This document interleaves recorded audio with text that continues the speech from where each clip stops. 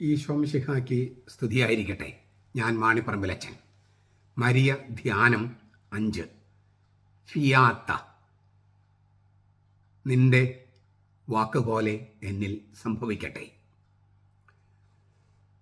പുതിയ നിയമം ആരംഭിക്കുന്നത് ദൈവം ചെയ്ത വലിയ ഒരു വിസ്മയം അവതരിപ്പിച്ചുകൊണ്ടാണ്. തൻ്റെ ശക്തനായ ഗബ്രിയേൽ മാലാഖയെ അയച്ച് സക്കറിയാസ് എന്ന് പറയുന്ന പുരോഹിതനോട് ഒരു കുഞ്ഞിനെ വാഗ്ദാനം ചെയ്യുന്നു, സ്നാപക യോഹന്നാൻ. ആ കുഞ്ഞ് ദൈവം തന്നെ മനുഷ്യനായി വരുന്ന മിശിഹായ്ക്ക് വഴിയൊരുക്കും, സാക്ഷ്യം വഹിക്കും. എന്നിട്ട് 6-ാം മാസത്തിൽ ഈ ഗബ്രിയേൽ മാലാഖയെ അയച്ച് പിന്നെ ഒരു 6 മാസം കഴിഞ്ഞ് വീണ്ടും ദൈവം ഗബ്രിയേൽ മാലാഖയെ അയക്കുകയാണ്. ഇത്തവണ അയക്കുന്നത് വൃദ്ധനായ ഒരു പുരോഹിതനല്ല, കന്യകയായ ഒരു പെൺകുട്ടിക്കാണ്. 13, 14, 15 വയസ്സോ പ്രായമുള്ള പെൺകുട്ടി, നസ്രത്തിലെ കന്യക എന്നറിയപ്പെടുന്ന മറിയം.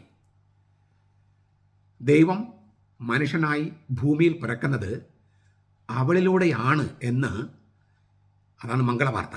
ആ വാർത്ത ഗബ്രിയേൽ മാലാഖ അറിയിക്കുകയാണ്. അപ്പോൾ അവളുടെ അന്തിമ പ്രതിസ്പന്ദം, അന്തിമ പ്രതിവാദനം ഫിയാത്ത് എന്നാണ് ലത്തീനിൽ. നിന്റെ വചനം പോലെ എന്നിൽ സംഭവിക്കട്ടെ. ഫിയാത്ത് എന്ന് പറഞ്ഞാൽ എന്നിൽ ഭവിക്കട്ടെ, എന്നിൽ സംഭവിക്കട്ടെ, എന്നിൽ നടക്കട്ടെ. അങ്ങനെ നിന്റെ വചനം പോലെ എന്നിൽ സംഭവിക്കട്ടെ എന്ന് പറഞ്ഞ് മറിയം പരിശുദ്ധാത്മാവിന് തൻ്റെ അനുസരണത്തിൻ്റെ കവാടം തുറന്നു കൊടുത്തപ്പോൾ തൻ്റെ പുത്രൻ, അതായത് ദൈവം തന്നെയായ ഏകജാതൻ, പൂർത്തിയാക്കാനിരുന്ന സർവ രക്ഷാപ്രവൃത്തികളുമായി മറിയം സഹകരിക്കുകയായിരുന്നു.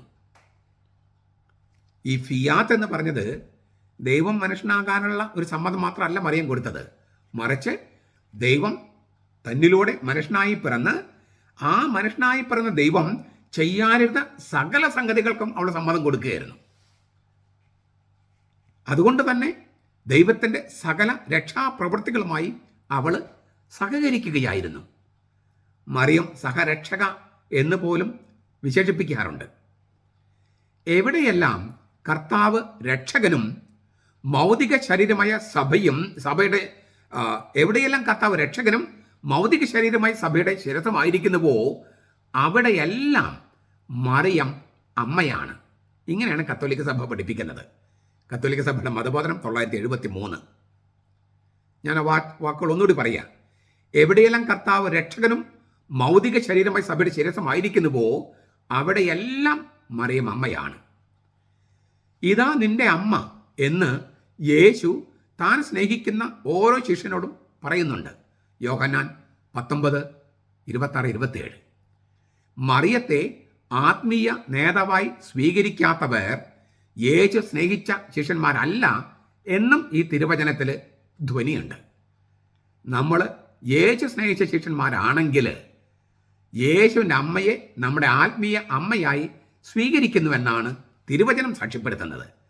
തിരുവചനം ദൈവവചനമാണെന്ന് വിശ്വസിക്കുന്നവരുണ്ടെങ്കിൽ യേശുവിൻ്റെ ഈ വാക്കുകൾ സ്വീകരിക്കണം. യേശു സ്നേഹിച്ച എല്ലാ ശിഷ്യന്മാരും യേശുവിൻ്റെ അമ്മയെ അവരുടെ ആത്മീയ അമ്മയായി സ്വീകരിക്കണം.